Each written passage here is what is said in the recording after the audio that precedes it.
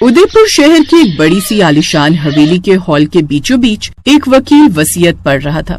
ये विल मैं वीर प्रताप सिंह ठाकुर अपने पूरे होशो हवास में बना रहा हूँ। मैं चाहता हूँ कि प्रॉपर्टी का 35% हिस्सा मेरे दोनों बेटों अजय और विजय के नाम किया जाए और 30% हिस्सा मेरी बेटी आरोही के नाम किया जाए। आज से वीर प्रताप जी की प्रॉपर्टी का हिस्सा होता है 35% आप दोनों भाइयों का और 30% आपकी बहन का। वकील वसीयत पढ़कर वहाँ से चला जाता है। उदयपुर शहर में ये आलीशान हवेली थी वीर प्रताप सिंह की, जिनके 2 बेटे थे अजय और विजय और एक बेटी थी आरोही। उनके दोनों बेटों की शादी हो चुकी थी, जबकि बेटी शहर के एक बड़े से हॉस्टल से पढ़ाई करके लौटी थी। उनके दोनों बेटे अजय और विजय अनपढ़ थे, साथ ही बहुएं भी पढ़ी लिखी नहीं थी। उनके दोनों बेटे तो इस वसीयत से खुश थे, लेकिन जो खुश नहीं था वो थी उनकी बेटी आरोही। बताओ ये क्या बात हुई, इतनी प्रॉपर्टी में से सिर्फ 30%। मैं पढ़ी लिखी हूँ, पापा को तो मुझे 50% देना चाहिए था, लेकिन कोई बात नहीं, अगर घी सीधी उंगली से ना निकले तो उंगली टेढ़ी करनी पड़ती है। अगले दिन से आरोही अपने इस काम में लग गई और सबसे पहले गई वो अपने दोनों भाइयों और भाभियों के पास, जो उस गाँव में अपने बड़े बड़े खेतों में खड़े थे। न जाने इन खेतों को किसकी नजर लग गई विजय, जब से पिताजी गए हैं इन पर अच्छी फसल होने का नाम ही नहीं लेती। सही कहा भैया। तभी आरोही वहाँ आती है। भैया मैंने विज्ञान की पढ़ाई की है, इसलिए मुझे अच्छे से पता है कि कैसे बीज बोए जाते हैं, कौन से तरीके से हमें फसल बोनी चाहिए, कैसे उसकी देखभाल करनी चाहिए जिससे फसल अच्छी हो। इसलिए अब से खेतों में मेहनत आप लोग करेंगे, खेती आप लोग करेंगे, लेकिन मैनेजमेंट का काम मैं देखूंगी। मतलब कौन सी फसल लगानी है, कौन से बीज बोने हैं, फसल तैयार होगी तो उसकी मार्केटिंग कैसे करनी है, कितने दाम में बेचनी है, वगैरह वगैरह। देखा विजय, शहर जाकर पढ़ाई करके अपनी छोटी कितनी होशियार हो गई है। क्या रॉकेट की तरह दिमाग दौड़ता है इसका। बिल्कुल सही कहा जी, अपनी छोटी तो बड़ी ही होशियार है। सही कहा भाभी, अब से छोटी तू ही ये सब मंट का काम देखियो। मंट नहीं भैया, मैनेजमेंट। ये सब सुनकर सब जोर जोर से हंसने लगते हैं। फिर उसी रोज आरोही कुछ पेपर लेकर आती है। अजय भैया, विजय भैया, आप दोनों इन पेपर पर अंगूठा लगा दीजिए। लेकिन क्या लिखा है इन पर छोटी? अरे वही जिसके बारे में हम दिन में बात कर रहे थे, बिजनेस के बारे में, कि खेतों का काम आप देखेंगे और मैनेजमेंट का मैं। बस उसी की कुछ फॉर्मेलिटीज हैं ये। ओ अच्छा, लाओ दिखाओ कहाँ अंगूठा छापना है। ये बस यहाँ पर भैया। ऐसे ही 2 दिन बाद आरोही की दोनों भाभियां रसोई से काम निपटाकर बाहर आती हैं और अपने खानदानी गहने खोलकर देखती हैं। तभी आरोही वहाँ आती है। अरे आओ ना आरोही, ये देखो ये सोने का हार कैसा लग रहा है, अच्छा है ना? मुखिया की बेटी की शादी है 2 महीने बाद, तब मैं यही पहनूंगी। और मैं ये सोने के कंगन और टीका। अरे मेरी भोली भाभियों, तुम भी ना गाँव में रहकर पुराने जमाने की होकर रह गई। क्या मतलब आरोही? मतलब ये छोटी भाभी कि आजकल तो नए नए जमाने के गहनों के डिजाइन चले, आप वो पहनो ना। और वैसे भी समय के साथ तो ये और भी पुराने होते जाएंगे। कल को आपके बच्चों की शादी होगी तो क्या आप ये पुराने गहने रखेंगे? सब कितना मजाक उड़ाएंगे। आप दोनों ऐसा करो, ये सारे गहने मुझे दे दो, मैं इन्हें सुनार के पास ले जाकर नए डिजाइन पसंद करके बनवा दूंगी। हमारी छोटी सच में कितनी बड़ी और समझदार हो गई है, अपनी भाभीयों का कितना ख्याल रखती है। ले तू ये सब गहने ले जा, और सुन वो बढ़िया सा सुंदर सा डिजाइन बनाना, जैसे वो हीरोइन लोग पहनते हैं ना, वैसा। आप टेंशन मत लो, मैं बड़ा ही सुंदर गहने बनवाऊंगी। आरोही ने वो सब गहने ले जाकर अपने कमरे में रख दिए और अगले दिन वो एक पेपर लेकर आ गई। भाभी आप दोनों इस पेपर पर अंगूठा लगा दो। लेकिन ये कैसे पेपर है? कुछ नहीं भाभी, आपके गहने देकर आई हूँ ना बनवाने के लिए, तो उसी के लिए सुनार आपकी मंजूरी मांग रहा था। ओह अच्छा, बस इतनी सी बात, ला इधर ला। वो उन पेपर पर अंगूठा लगा देती है। फिर शाम को आरोही नीचे आजा, खाना साथ में बैठकर खाते हैं। आरोही नीचे आई और अपने भाइयों के साथ खाना खाने लगी। तुझे पता है छोटी, जब तू सच में छोटी थी ना, तो माँ घर के कामों में व्यस्त होने के कारण तुम्हें मेरे पास बिठा देती थी और खाने की थाली दे जाती थी और कहती थी कि हमेशा छोटी बहन को अपने हाथ से खाना खिलाना और बड़ा भाई होने के नाते उसे माँ बाप दोनों का प्यार देना। ये कहते हुए उसकी आंखें भर आई। क्या भैया आप फिर से इमोशनल हो गए? वैसे खाना बहुत अच्छा बना है, भाभीयों के हाथ में कमाल का जादू है। इसी तरह वो दिन भी बीत गया और रात को सभी अपने अपने कमरों में सोने चले गए। ऐसे ही दिन बीतते गए। फिर एक रोज, yes Namit darling, I really miss you, बस कुछ दिन की बात है। अच्छा मैं फोन रखती हूँ, शायद कोई आ रहा है। आरोही झट से फोन रख देती है। अगले दिन आरोही अपने दोनों भाई भाभियों के साथ होती है और उनसे गप्पे लड़ाते हुए बातों ही बातों में कहती है, सच में भाभी शहरों में तो एक से एक मकान होते हैं जिनको देखने से दिल खुश हो जाता है। रुको मैं अभी आपको फोन में सब दिखाती हूँ। आरोही सुंदर सुंदर घरों की तस्वीरें उन्हें दिखाती है, जिन्हें देख दोनों भाभियों का मन खुश हो जाता है। अरे आरोही कितने सुंदर घर होते हैं शहरों में। अरे भाभी ये तो कुछ भी नहीं, इससे भी सुंदर सुंदर घर होते हैं, आपने अभी देखा ही क्या है। अरे तो अपनी हवेली में क्या बुराई है? बुराई कुछ नहीं है भैया, लेकिन कल को कोई रिश्तेदार आ गया, भाभी के मायके वाले आ गए, क्या वो सब छोड़ो, मेरे लिए आप लड़का ढूंढोगे तो अच्छे घर का ही तो ढूंढोगे ना, तो वो क्या ऐसा घर देखकर क्या ही कहेंगे। मुझे तो डर है कहीं रिश्ते के लिए ना ही ना कहते। अरे नहीं नहीं, ऐसा कैसे ना कर देंगे, अपनी छोटी पढ़ी लिखी है, सुंदर है। हाँ, लेकिन इन सब के साथ साथ कोई स्टैंडर्ड भी तो होना चाहिए। और मैं तो कहती हूँ इतनी बड़ी हवेली है, इसके आधे हिस्से में हम होटल भी बनवा सकते हैं, उससे आपकी आमदनी बढ़ जाएगी। छोटी बिल्कुल ठीक कह रही है जी, ये तो हमारे फायदे की बात कर रही है। अच्छा ठीक है, जैसा तुम लोगों को ठीक लगे। अब आरोही एक और मकान के पेपर लेकर आती है। इन पेपर पर ये लिखा है कि आप सब इस हवेली की मरम्मत की मंजूरी दे रहे हैं। हाँ हाँ, हम सबकी मंजूरी है। ला बता किधर अंगूठा लगाना है। यहाँ भैया, लेकिन हम तब तक रहेंगे कहाँ? दूसरे वाले घर में जो गांव के बीच बना है। अब से आप तब तक वहीं रहिएगा, जैसे ही काम पूरा हो जाएगा हम वापस आ जाएंगे। अगले दिन ही वो सब उस बड़ी सी हवेली से अपने दूसरे पक्के लेकिन छोटे घर में आ जाते हैं और वहीं रहने लगते हैं। एक रोज, भैया आप जानते हैं ना मुझे बचपन से आम कितने पसंद है, और पापा भी यही कहते थे कि आम के बाग पर तेरा ही हक है, लेकिन पता नहीं कैसे वसीयत में लिखना भूल गए। खैर कोई नहीं, वो भूल गए तो आप ही दो ना, आपकी छोटी इतनी छोटी सी चीज मांग रही है आपसे। अच्छा अच्छा ठीक है, आम के बाग तेरे नाम, अब जितना जी चाहे खाती रहना।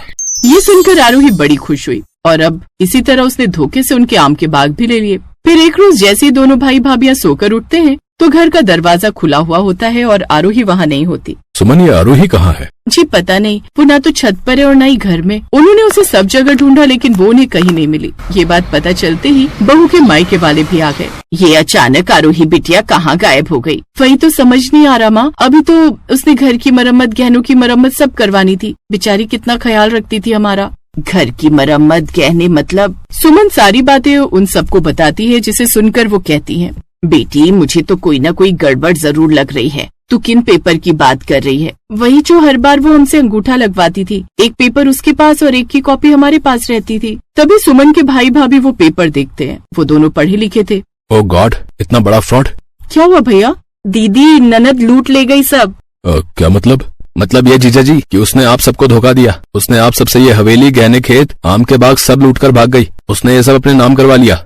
हाय दैया, इसका मतलब ननद लूट ले गई सब। अजय और विजय अपनी जिस बहन को इतना प्यार करते थे, आज उसी ने उन्हें धोखा दे दिया। आज उन्हें समझ आया कि शिक्षित ना होने की कितनी बड़ी सजा उन्होंने चुकाई है। अगर आज वो भी शिक्षित होते तो उनके साथ ये छल ना होता। लेकिन अब आगे क्या होगा? क्या वो दोनों अपनी लुटेरी बहन को ढूंढ पाएंगे? आप लोगों को क्या लगता है, क्या उन्हें अपनी बहन को माफ कर देना चाहिए? आखिर इसमें गलती किसकी थी? उन भाइयों की जिन्होंने अनपढ़ होकर अपनी बहन को खूब लाड प्यार दिया, या उस बहन की जो अपने ही भाई भाभी को लूट कर भाग गई? आप क्या सोचते हैं? इस बारे में हमें कमेंट सेक्शन में जरूर बताएं।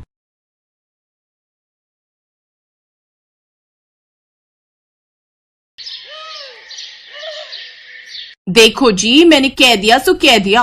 मुझे अपने भाई की शादी में जरी वाली साड़ी पहननी है तो बस आप मुझे वो खरीद कर दे दो। कहाँ से खरीद दूं? तुम सब देख रही हो सुनीता, मेरे पास कहाँ है पैसे? हाँ हाँ, मेरे लिए क्यों होंगे पैसे? और अंधी नहीं हूँ मैं, सब देख रही हूँ। हर महीने अपनी लंगड़ी बहन पर खर्च करने के लिए खूब पैसे हैं तुम्हारे पास, लेकिन अपनी बीवी के लिए तुम्हारी जेब खाली हो जाती है। तुम्हें जो समझना है वो समझती रहो, क्योंकि अब मैं तुमसे और बहस नहीं कर सकता। ये कहकर केशव वहाँ से चला गया और उसकी पत्नी सुनीता जाकर अपनी ननद चांदनी पर बरस पड़ी। अभी तक बर्तन नहीं धुले तुझसे, कपड़े कब धोएगी? एक नंबर की कामचोर और मक्कार लड़की है। जानती है कि अगर धीरे धीरे हाथ चलाएगी तो भाभी खुद से ही कर लेगी सारा काम। नहीं भाभी, मैं धो दूंगी कपड़े भी। वो आज न पैर बिल्कुल उठ ही नहीं रहा, बस इसीलिए देर लग रही है। हाँ हाँ, हर बात का एक यही जवाब तो है तेरे पास। पता नहीं कौन सी मनहूस घड़ी में जना था सासू माँ ने इसे। खुद तो स्वर्ग से धार गई और इसे छोड़ गई हमारी छाती पर मूंग दलने के लिए। वैसे बेशरम भी बहुत है तू। हर महीने अपने भैया की सारी कमाई खर्च करवा लेती है और फिर जब काम की बारी आती है तो लंगड़ी बन के दिखा देती है। सच बता, तेरे पैर में कोई दिक्कत है भी या फिर तू ऐसे ही नाटक करती है? भाभी मैं झूठ क्यों बोलूंगी? और अगर इतनी दिक्कत है तो मना कर दो ना भैया को कि ना कराए मेरा इलाज। अरे मेरा बस चलता ना तो मैं तो ले जाकर बाजार में बेच आती तुझे, ताकि तू कभी लौटकर मेरे घर ही ना आ सके। ऐसी खरी खोटी चांदनी को हर रोज सुननी पड़ती थी, लेकिन फिर भी वो चुप थी, क्योंकि अपने भाई और भाभी के अलावा उसका इस दुनिया में कोई नहीं था। एक सड़क हादसे में चांदनी ने अपने माँ बाप को खो दिया था और उसी हादसे में चांदनी के पैर में लकवा मार गया था, और तब से उसका भाई केशव जी जान से उसके पैर को ठीक करवाने की कोशिश कर रहा था। लेकिन उसकी कमाई इतनी नहीं थी कि वो चांदनी का इलाज किसी बड़े डॉक्टर से करवा सके। उधर वो अपनी पत्नी सुनीता के खर्चे भी पूरे नहीं कर पा रहा था, इसीलिए सुनीता बहुत भड़की हुई थी। हेलो भैया, अगर तुम चाहते हो कि मैं तुम्हारी शादी में शामिल हूं तो कल के कल 10,000 रुपए लेकर यहाँ चले आओ। हैं? क्या बोल रही है? 10,000 रुपए? मगर किस लिए? मुझे अपने पसंद की जरी वाली साड़ी खरीदनी है तुम्हारी शादी में पहनने के लिए। अरे तो जीजा जी को बोलना, वो दिलाएंगे तुझे। अरे कहाँ, तुम्हारी जीजा जी को अपनी बहन पर खर्च करने से फुर्सत मिले तब तो मेरे बारे में सोचे ना। ओहो, तेरे घर में ना मुसीबत की असली जड़ ये तेरी लंगड़ी ननद ही है। अब तो कुछ करती क्यों नहीं इसका? करना तो बहुत कुछ चाहती हूँ, लेकिन कैसे करूं बस ये समझ नहीं आ रहा। जी तो चाहता है कि अपने हाथों से गला घोट दो इसका। अरे अरे बहना, इतना सब करने की जरूरत नहीं है। अब वैसे मैं एक आइडिया दूं जिससे तुझे इस आफत से छुटकारा भी मिल जाएगा और ऊपर से इतने पैसे भी मिलेंगे कि तू एक क्या जितनी चाहे उतनी जरी वाली साड़ियां खरीद सकती है। हैं? कैसे? क्या बोल रहे हो भैया, साफ साफ बोलो ना। इसके बाद सुनीता का भाई बिरजू बोलता गया और सुनीता बस मुस्कुराती रही। फिर अगले दिन, अरे चांदनी, अब जरा यहाँ तो आ, तुझसे कुछ बात करनी है। सुनीता का लहजा आज उसके स्वभाव से बिल्कुल उलट था। ये देखकर चांदनी को हैरानी तो हुई, लेकिन फिर भी वो सुनीता की बात सुनने के लिए उसके पास जाकर बैठ गई। और फिर सुनीता ने बोलना शुरू किया। देख चांदनी, तेरे भैया की तरह मैं भी चाहती हूँ कि तेरा पैर जल्दी ठीक हो जाए, लेकिन उसके लिए हमें बहुत सारे पैसों की जरूरत है ना। तो मैंने ना तेरे लिए एक काम देखा है। काम? कैसा काम? मुझे क्या करना होगा भाभी? अब ज्यादा कुछ नहीं, बस वही सब जो तू घर में करती है, झाड़ू पोछा बर्तन खाना पकाना। और सबसे बड़ी बात, तुझे शहर में एक बड़ी सी कोठी में रहने को मिलेगा और हर महीने बढ़िया पैसे भी मिलेंगे। लेकिन भाभी, आपने भैया से पूछ लिया क्या? अब हाँ, उन्होंने तो फौरन हाँ कर दी। बस वो तुझसे कहने की हिम्मत नहीं जुटा पा रहे तो मुझसे बात करने को कहा। और मेरी मान तो तू भी ना उनसे इस बारे में बात मत करना, बेकार में वो उदास हो जाएंगे।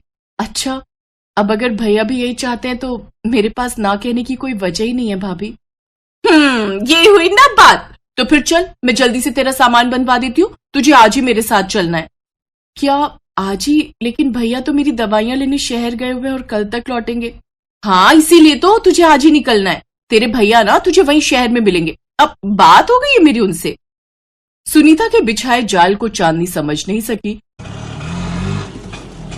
सुनीता उसे लेकर सीधा अपने भाई के पास पहुंची और फिर, लो भैया, मैंने अपना काम कर दिया, अब आगे तुम संभालो। हाँ हाँ, तू चिंता मत कर, पार्टी तैयार है। वो अपना बड़ा बाजार है ना, वहीं खड़ी है गाड़ी। कैसी गाड़ी? किसकी गाड़ी में जाना है मुझे? अरे उन्हीं साहब की गाड़ी जिनके घर तुझे काम करना है। वो तुझे अपने साथ शहर लेकर जाएंगे। भाभी मेरा दिल बहुत घबरा रहा है, एक बार मेरी भैया से बात करवा दो। अरे तू पागल है क्या? वो साहब बहुत बड़े आदमी है, ज्यादा देर इंतजार नहीं करेंगे तेरा। और मैंने कहा ना, तेरे भैया वहीं तुझसे मिलने आएंगे। चल जल्दी से बिरजू भैया के साथ चली जा। सुनीता की बात मानने के अलावा चांदनी के पास और कोई चारा नहीं था। बिरजू उसे भीड़ भाड़ वाले एक बाजार में लेकर गया, जहाँ एक अधेड़ उम्र का आदमी अपनी बड़ी सी गाड़ी में पहले से इंतजार कर रहा था। और फिर चांदनी चुपचाप जाकर गाड़ी में बैठ गई, लेकिन तभी उसकी नजर बिरजू पर गई। उसके हाथों में नोटों की एक मोटी गड्डी थी, जिसे देखकर चांदनी को समझ आ गया कि अब वो ना तो कभी अपने घर लौट पाएगी और ना ही कभी अपने भैया से मिल सकेगी, क्योंकि सुनीता और उसके भाई बिरजू ने उसे भरे बाजार में एक अमीर आदमी को बेच दिया था। सब कुछ समझने के बाद भी चांदनी गाड़ी से नहीं उतरी, क्योंकि अब वो भी अपने भाई पर बोझ नहीं बनना चाहती थी और आगे जो उसके साथ होने वाला था उसके लिए वो तैयार थी।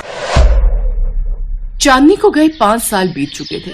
सुनीता ने केशव को बताया कि चांदनी किसी लड़के के साथ घर छोड़कर भाग गई, लेकिन केशव का दिल ये मानने को तैयार नहीं था। वो चांदनी को खोजता रहा और इस सब में उसकी माली हालत और खराब होती गई।